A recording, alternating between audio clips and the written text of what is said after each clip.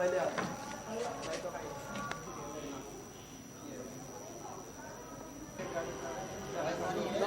नौ बजे आधा घंटा नहीं यहाँ आपके हवाले कब दाखिल हो गए आपके दरबार में?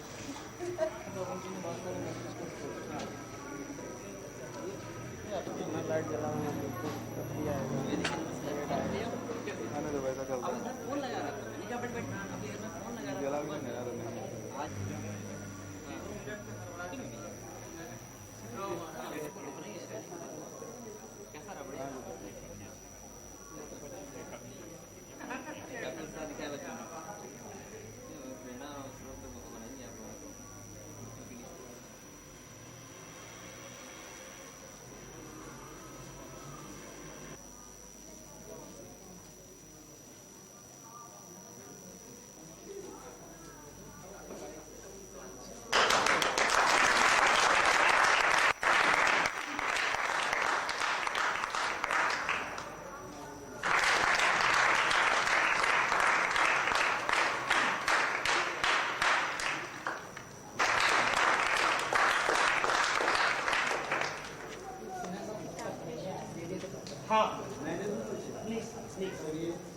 की बात है तो इनका परिचय देने की ताकत और क्षमता मेरे अंदर है। मेरा परिचय इनका परिचय यहाँ आप हैं श्री मानस रंजन और सौजन्य इनका आभार वाल्मीकि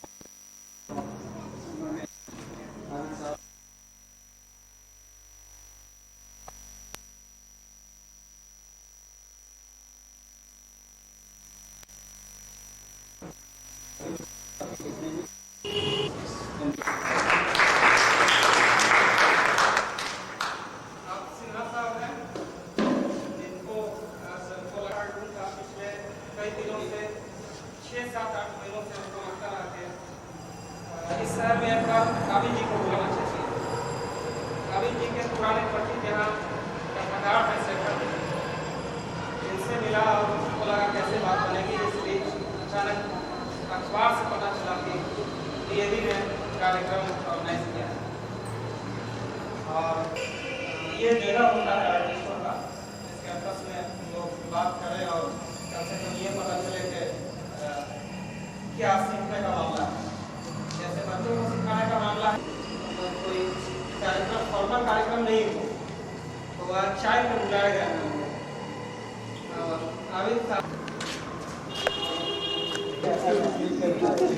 अगर इस तरह बच्चे खड़े होकर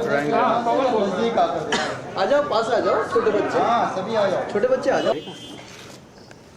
इसको बताना ये हम लोग के जनरेशन का गेटअप बुद्धि है।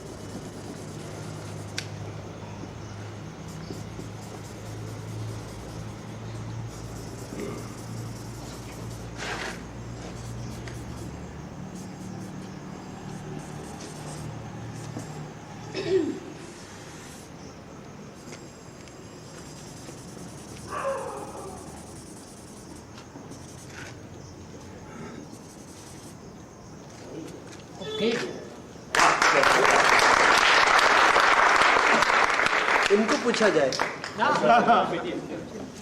कौन ऐसे बनाएगा तो ये बनाएगी, यही बनाएगी। अच्छा ये ठीक लग रहा है। ये किस किताब में था? है कहीं? मेरे किताब में है। कौन सा किताब में था? कौन सा किताब में था? हिंदी किताब में सेकंड वेरी गुड, चलो ठीक है। ब्यूटीफुल। ये छत्ता लेके जा रहे हैं। दूसरे बैंक से है। अच्छा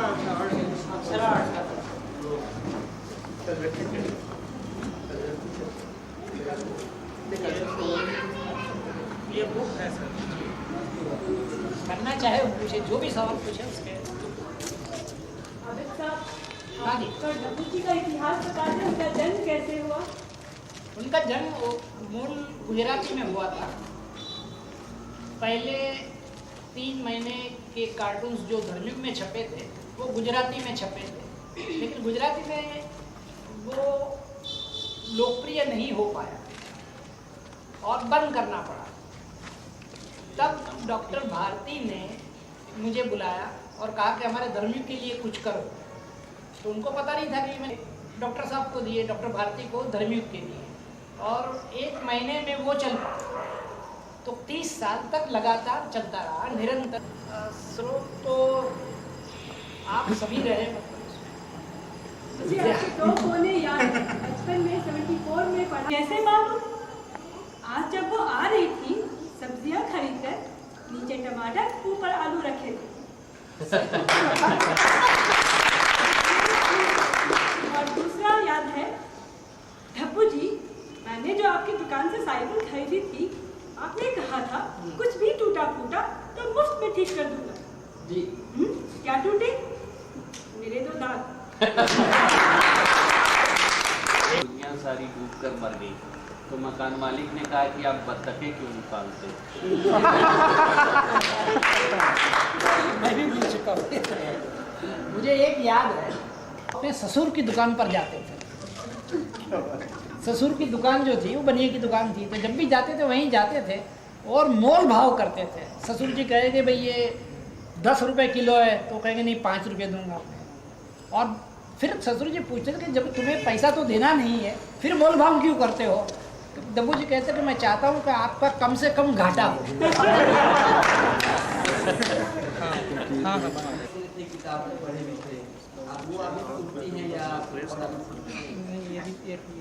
एक मेरा भाई था जो कुंभ मेले में खो गया था, शायद वो हो सकता है।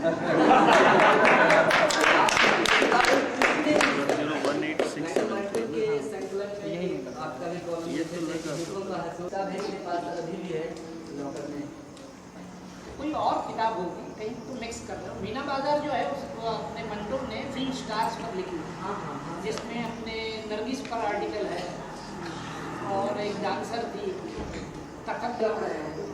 पहले आप गरीब रहे, मुश्किल हो जाएगी। गरीब रहा, अरे फुटपाथ पर रहा। आगे क्या था? आगे सर ये बता दीजिए सर कि आप आज आपकी शादी की तारीख है, क्योंकि आज सहारा मेरे पास आई है। उसमें हमने पढ़ा है कि आप अपने ढक्कू जी अपनी बीवी को तोहफा देने जाते हैं, और ढक्कू जी को बीवी पूछती है कि आज कोई पर्व त्यौहार नहीं है, फिर तोहफा किस बात की? तो हम बताए 2 के दिन कोई कैसे बोल सकते हैं, आज शादी की तारीख है।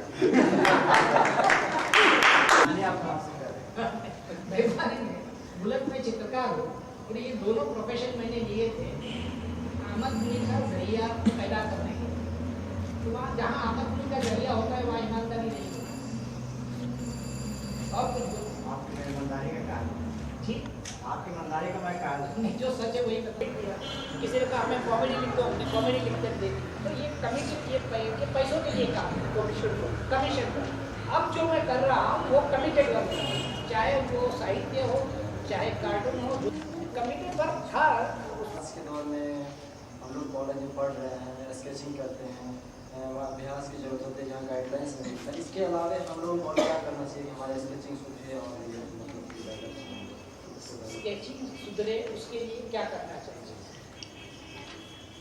जैसे हम लोग जब आर्ट स्कूल में थे तो स्केचिंग के लिए हम लोग बाजार में जाया करते थे, रेलवे स्टेशन पर जाया करते थे, भीड़ भाड़ में जाया करते थे, और कोई ऐसी पोजीशन लेकर बैठ जाते थे कि जहाँ से हम ऑब्जर्व कर सकते हैं। तो जैसे यहाँ भीड़ बैठी हुई है, प्रोग्राम चल रहा है, तो कहीं कोने में मैं बैठा रहूँगा या मेरे साथी लोग बैठे रहेंगे, तो हम लोग देखा। तो जो नेचर से डायरेक्ट जो हम प्रैक्टिस करते हैं, एक दूसरा तरीका है किताब से कीजिए आप। तो किताब में जो फिगर्स आते हैं वो देख के उसकी नकल कर ले, तो एक वो तरीका है। लेकिन बेहतर तरीका ये है कि लाइफ से स्केच किए जाए। और आसान तरीका है किसी दोस्त को मॉडल बना के बिठा दो, मॉडल पे कहते आधे घंटे की तरह बैठ जाओ, थोड़े स्केच करना चाहे तो साधु को बुला लिया, साधु को इस तरह बिठाया, अलग पोज में बिठाया, चेहरा ऊपर करके बिठाया, तो चेहरा कैसे ऊपर पोज में कैसे आगे आएगी, नाक कैसा होगा, होठ कैसे होगी, तो ये बड़ा लाभ मिल जाता है। तो अगर आप लोग कुछ ग्रुप बना लें और किसी को जाके बिठा के और स्टडी करें तो बहुत बढ़िया रिजल्ट आता है। सर आज आर्ट का बाजार जो है मतलब सब कुछ आर्ट बाजार जुमला है, the pleasure is in the process. बनाने में जो आनंद है, बिक जाए तो और आनंद होगा, लेकिन वो मेरे लिए अहमियत नहीं होगी। हाँ, ये प्रोसेस में समझो आपका पैशन क्या है, ये तय कर लो। अरे एक बड़ा दिलचस्प वाकया कह रहा हूँ कि जिस मकान में एक कमरे में मैं रहता था, तो जहाँ से मैंने चित्रकारी का काम सब ये पेंटिंग वेंटिंग शुरू किया, तो मेरे घर के नीचे एक ये सिंह चने बेचने वाला, वो अपना खोमचा लेके नीचे बैठता था। मैं 20 साल उस मकान में रहा। 20 साल में उसने खोमचे से उसने बाकड़ा ले लिया, बाकड़े से नीचे गोडाउन ले लिया, गोडाउन के बाद में उसने ऊपर ये एक 2 बेडरूम का फ्लैट ले लिया, और मैं उसी एक कमरे में 10 साल के बाद था। सर मैं उसका टारगेट जो था पैसा बनाना, और वो बराबर बनाता गया। मेरा टारगेट पैसा बनाना नहीं था। ऐसा करने से नाम कई कवि ऐसे हैं मैंने देखे, मेरे मित्र भी हैं, जो पैसे कमाने के लिए कहीं भी नौकरी करते हैं। कोई कहीं लड़के में करता है, एक मेरा दोस्त कवि है जो रेलवे में काम करता है, शूटिंग चला रहा है, कोई राइटर है तो वो कहीं और जगह काम कर रहा है। पैसा कमाने की शरीर और है ही, लेकिन उसका पैशन जो है वो पोएम्स है, वो उसको छोड़ने वाला नहीं, मरते दम तक नहीं छोड़ेगा। तो इस तरह आप लोगों को तय करना है कि जिंदगी में आपको क्या करना है। अगर ये इसमें कंफ्यूजन रहेगा तो ना आप लोग इधर के रहोगे ना उधर के रहोगे, दोनों तरफ से कंफ्यूजन होगा और फिर फ्रस्ट्रेशन बढ़ेगा, तो और जिंदगी बर्बाद हो सकती है। और पैसा आएगा उससे, जैसे हुसैन जो थे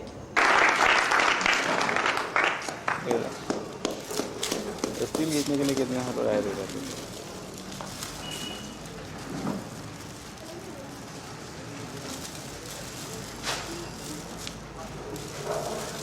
ऐसे देखा ही ना, क्या ऊपर रहेगा, स्माइल होगा।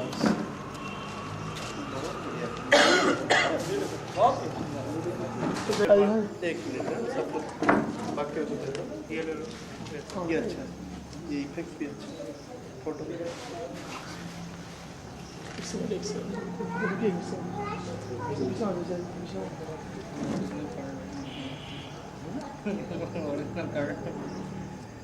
नहीं बढ़िया काम अच्छा, उल्टा देख रहा हूँ फिर भी अच्छा लग रहा है।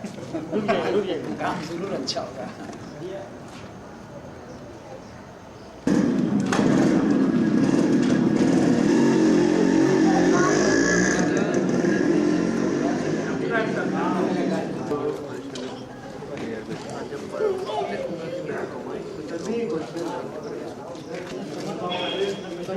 दिल्ली में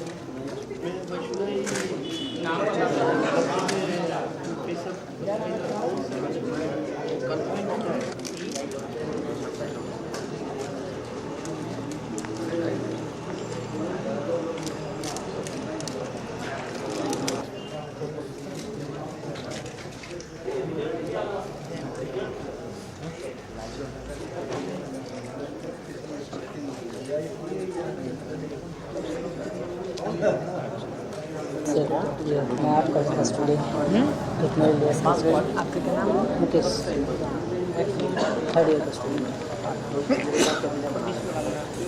जिसमें पंडित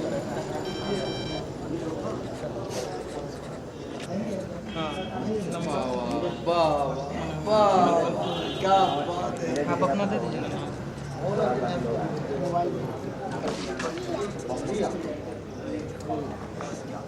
चारों में किसका नाम सबसे बढ़िया है? वो इसकी नाम सबसे बढ़िया है, इन्होंने कहा। चलो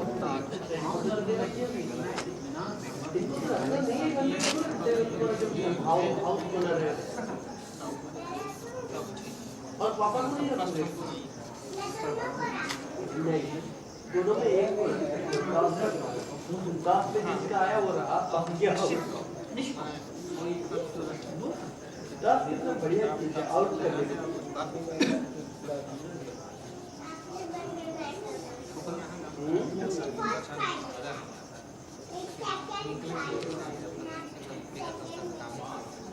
बहुत बढ़िया।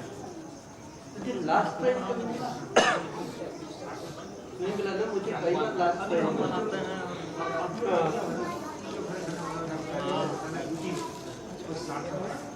हाँ।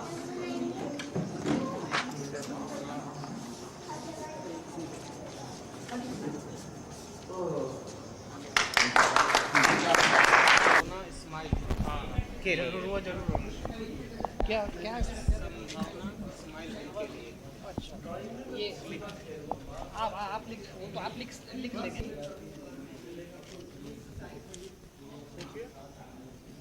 सवाल कीजिए आप जो भी हो। हाँ आप जी। और आप एक रेटिंग्स के विमोचन में आए हैं पटना, आपको कैसा लगा? पटना में बहुत अच्छा लगा मुझे तो। आप इतने दिनों बाद पढ़ता है, उसके बाद आपको आर्टिस्ट या कला के क्षेत्र में आपको कितना बदलाव लगा, इसके बारे में बताइए। जब 3 दिन में मुझे कहीं मौका नहीं मिला कि मैं कहीं जाऊं या कुछ देखूं, लेकिन एक माहौल अच्छा मिला यहाँ।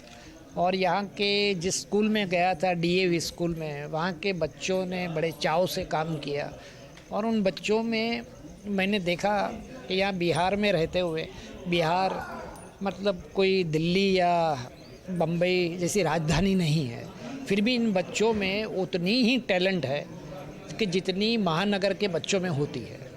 क्या लगता है, लोग कहते हैं बिहार के बारे में, बिहार ऐसा है वैसा है, आपको बिहार में आकर कैसा लगता है कि बिहार के बच्चे राइज कर पाएंगे, या लगता है कि बिहार के बच्चे राइज कर पाएंगे, आगे बढ़ पाएंगे या नहीं?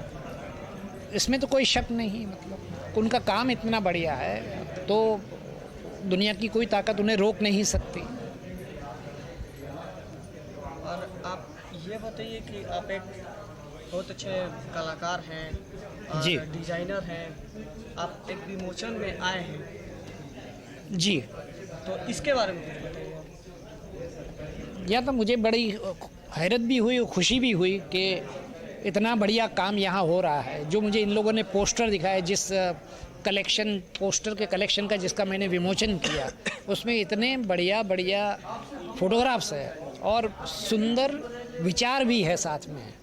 तो इतना सुंदर काम यहाँ हो रहा है। अब सवाल ये है कि इस काम की मार्केटिंग कैसे की जाए, इसको बेचा कैसे जाए।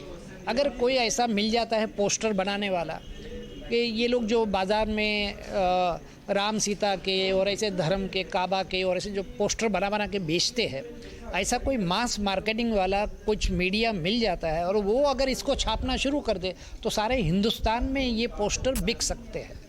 आने वाले दिनों में आर्टिस्टों के लिए कोई आपका संदेश जो बिहार में खासकर काम आ सकता है?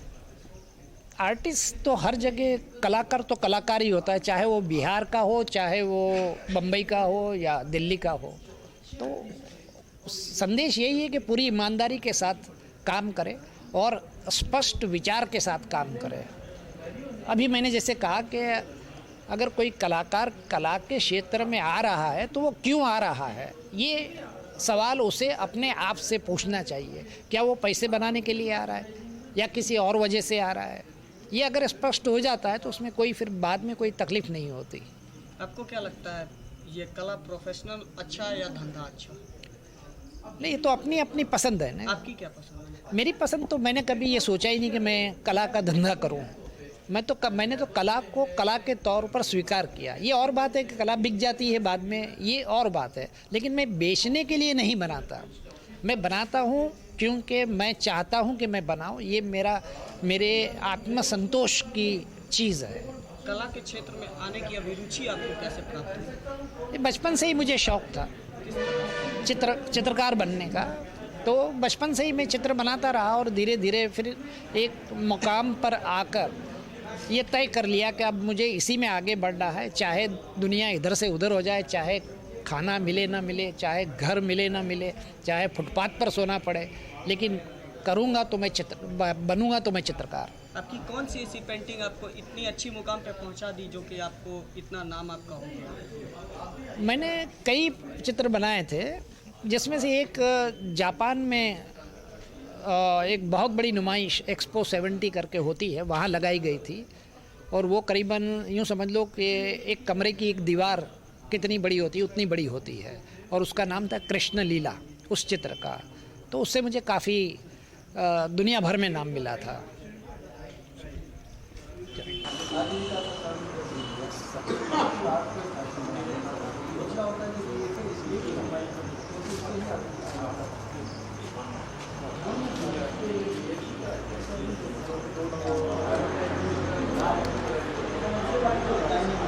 कार्ड और सब बनाया जा सकता है। मैंने कहा मार्केटिंग का जरिया ढूंढो, काम करेगा। हाँ बहुत बढ़िया है, बहुत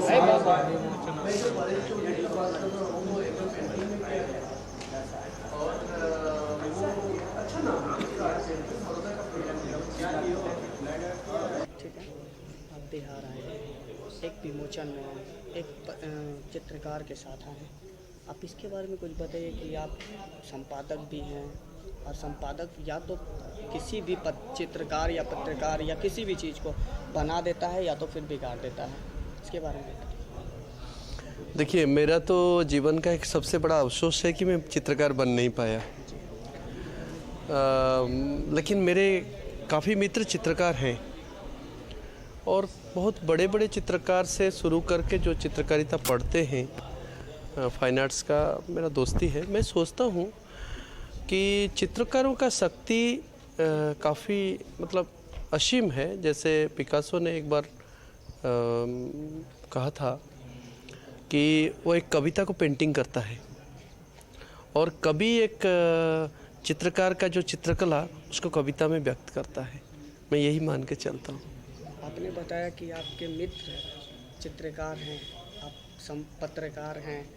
आपको कभी ऐसा नहीं महसूस हुआ कि मैं भी चित्रकारिता करूं और चित्र बनाऊं कहीं ऐसे जगह बैठ के जैसे कि मुझे भी दिल लग सके? मैं बताऊं, मैं बचपन में इच्छा था, ड्राइंग हमारा स्कूल का सब्जेक्ट था, मैं कभी पास नहीं किया। एक बार क्लास 7 में मैं ड्राइंग में पास किया था।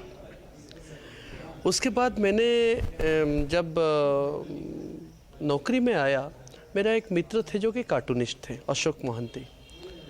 मैंने एक दो बार उनके साथ मिलके कार्टून बनाने का कोशिश किया।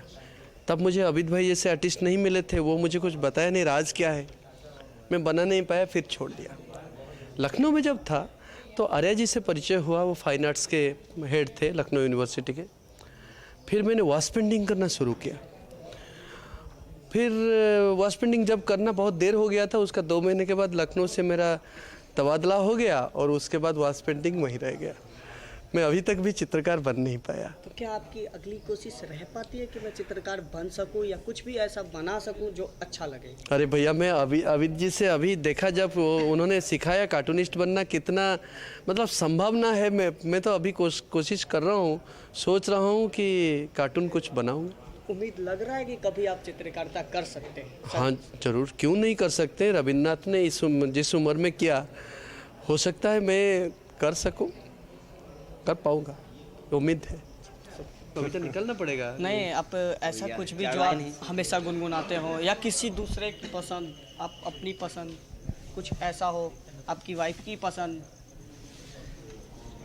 सबसे ज़्यादा पसंद आता है? नहीं,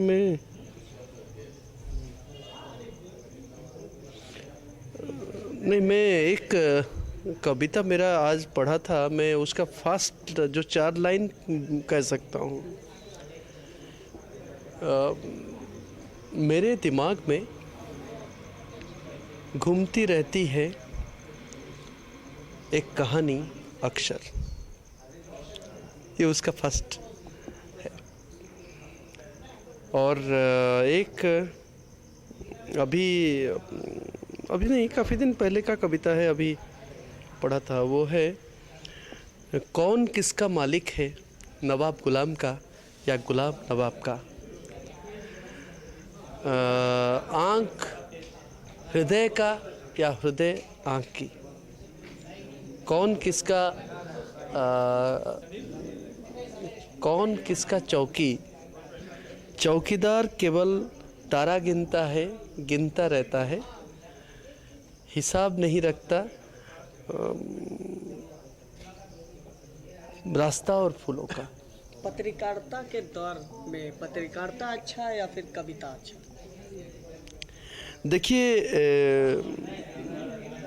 जीने के लिए, आगे बढ़ने के लिए तो कविता से अच्छा और कुछ भी नहीं है। आपको क्या लगता है? बाकी पत्रकारिता जो है ये हमें समाज आपका चारों तरफ के बारे में जानकारी देता भी है और जानकारी में पत्रकारिता करता भी हूँ, पत्रकारिता पढ़ाता भी हूँ और इसमें काफ़ी जानकारी मिल जाती है। कम से कम लगता है कि मैं थोड़ा बहुत जानता हूँ। कविता में जानने का कोई ना जो है ये हमें समाज आपका चारों तरफ के बारे में जानकारी देता भी है और जानकारी में पत्रकारिता करता भी हूँ, पत्रकारिता पढ़ाता भी हूँ और इसमें काफ़ी जानकारी मिल जाती है। कम से कम लगता है कि मैं थोड़ा बहुत जानता हूँ। कविता में जानने का कोई ना उत्सुकता रहता है ना आग्रह, बल्कि वहाँ खो जाने का आग्रह रहता है। इस बार फिर से लापता हो जाऊँगा, लापता होने का जो इच्छा वो कविता में रहता है। दोनों में मुझे दोनों अच्छा लगता है, लेकिन अगर मुझे कहा जाए कि तुम्हारा जीने का बाकी आवश्यकता हम पूरा कर देंगे तो मैं कवि होना पसंद करूँगा। कविता की शिक्षा को कविता लालू जी का कार्टून बनाकर एक फीचर शुरू कर दे, कॉमिक शुरू कर दे तो वो बहुत बढ़िया बन सकता है। कहीं इंटरव्यू में मैंने ये कहा, उनको ये हो रहा था कि जैसे अमिताभ बच्चन पर कॉमिक्स बनने लगे थे तो ऐसे क्या किसी और पात्र पर बन सकते। तो मैंने कहा लालू जी जो है बहुत ही आइडियल पात्र है, क्योंकि उसमें चार्ली चैपलिन का ह्यूमर है। जो ह्यूमर चार्ली चैपलिन का ह्यूमर क्या होता था कि वो वैसे मजाक में एक बहुत बड़ी बात कह देता था। तो लालू प्रसाद में ये खूबी है कि वो मजाक में कुछ एक बात ऐसी कह देगा कि लोग सोच में पड़ जाएंगे कि ये क्या कहेगा।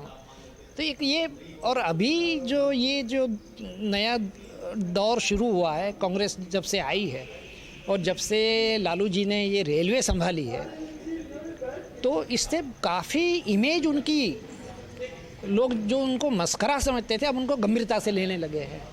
ये बहुत बड़ा फ़र्क पड़ा है ये। मैं अभी आ रहा था ट्रेन में तो मेरे साथ एक रेलवे का ऑफिसर था, तो मैंने उनसे वही यूँ ही पूछा कि भाई क्या आपके लालू जी क्या कर रहे हैं, अभी भी कोई नौटंकी शुरू कर दी कोई नहीं?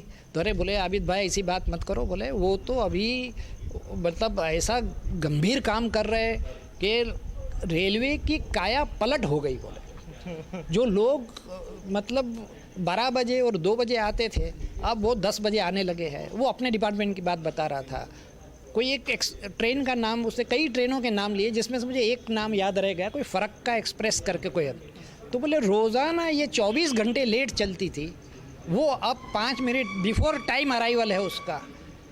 तो ये तो बहुत बड़ा, यानी बाहर पता नहीं चलता यहाँ आप लोगों को, लेकिन इमेज जो उनकी है, जो एक मस्खरे की इमेज थी, अब लोग चौंक गए हैं। लेकिन आज भी लालू जी ने अपना स्वभाव चेंज नहीं किया है, बदला नहीं उन्होंने। आज भी वो व्यंग में ही सारी बातें करते हैं, कुछ ऐसी उल्टी सीधी बात करे, लेकिन बाद में सोचने में लगता है अरे ये आदमी तो ये कह गया, इतनी बड़ी बात कह गया। तो ये कार्टून कैरेक्टर के लिए जैसे चार्ली चैपलिन है कि, और इसी तरह के जैसे हमारा डब्बू जी है, डब्बू जी भी हंसी मजाक में एक बहुत बड़ी बात कह देंगे। तो उस तरह अगर कोई लालू जी का कैरेक्टर बनाए तो ये सारी बात कही, तब मुझे पता नहीं था कि ये पंकज पवन जी तो ये प्रयोग कर ही चुके थे।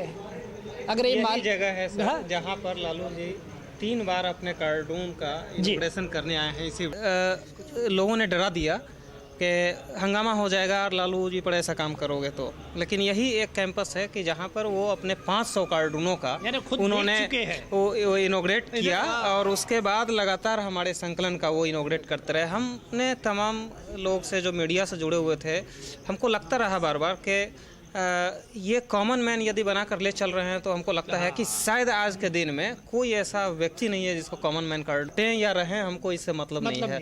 कई लोग किदवंती हो गए, ढबू जी कहीं ना कहीं से एक एक्सप्रेशन रहा होगा।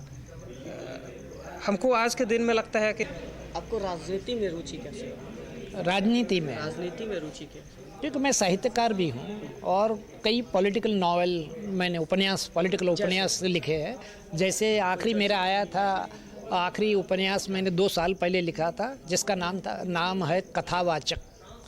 ये बाबरी डेमोलिशन पर, उस बाबरी डेमोलिशन पर वो पूरा उपन्यास है कि उस पर क्या क्या राजनीति खेली गई, कैसे कैसे लोगों ने कैसे कैसे दाव पेच खेले और आम आदमी को इसका पता ही नहीं चला। तो ये सारा उसमें एक्सपोज किया गया है। आप सभी नेताओं को छोड़कर बिहार के लालू यादव को ही लिए, आप ऐसा आपको क्या लगा अलग लालू जी में जो आपने लालू जी को लिया?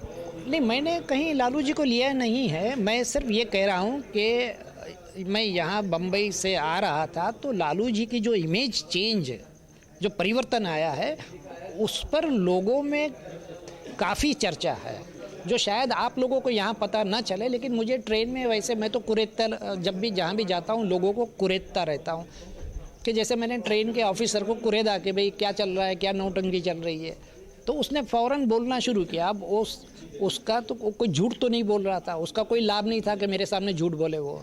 तो जो उसने बातें बताई तो मैं तो हैरान रह गया। मैंने कहा लोग जिसे मस्करा समझ रहे थे उसकी इमेज इतनी बदल गई। लेकिन ये सच्चाई है। और लालू जी के लिए मुझे तो पहले से ही आदर था और आदर है, इसलिए कि वो आदमी जिस तरह बातें करता है तो लगता है कोई मस्करा बोल रहा है, लेकिन बात इतनी बड़ी कही जाते है, ये इतने सुंदर ढंग से कहे जाते हैं। तो ये मुझे पहले से ही पसंद थे लालू जी। और मौका आया तो मैंने कहा इस पर एक कॉमिक कैरेक्टर इनको बनाकर एक बढ़िया कॉमिक बन सकता है जिसमें एक प्यारा कैरेक्टर चार्ली चैपलिन की तरह हमारे सामने आ सकता है जो 2 बातें कहकर ही जाएगा, अच्छी बातें हंसते हंसाते। ये मकसद मेरा था इसके अंदर। सर, तो हमको लगता है आबिद जी का इस कार्यक्रम में आना हमारे लिए बहुत बड़ा आशीर्वाद जैसा है। आबिद जी को लेकर हम बहुत दिनों से, मतलब बचपन से लेकर अभी तक हम सोचते थे कि कैसे ढबू जी बनाने वाले को हम मिलें। इस शहर में वो आए और संभावना स्माइल होम हमने एक नाम रखा है एक ग्रुप का कि इससे हम कुछ अलग तरह का काम करेंगे। और ग्रीटिंग्स कार्ड पोस्टर्स के बाज़ार में हम कुछ डिज़ाइन अपने तरीके से लेकर आए हैं जिसका विमोचन आज इनसे करवाया है। सभी डिज़ाइनों में आपका जो सबसे भिन्न है? अभी तक देखिए, अभी हम प्रयास कर रहे हैं और पहली बार हमने दिखाया है अभी जी को, तो उन्होंने कहा कि ये रन करेगा। हमको लगता है कि काम अभी हमको करना है, काम करेंगे और उम्मीद है क्योंकि जो काम करते रहे हैं उससे ज़्यादा अच्छा रिस्पॉन्स हमको मिलता रहा है। तो ये मेरे लिए कम से कम बिहार में जितना भी आयोजन हमने किया उसमें हमारे लिए सबसे बेहतर आयोजन ये है कि आबिद सुरती आए और आशीर्वाद देकर गए।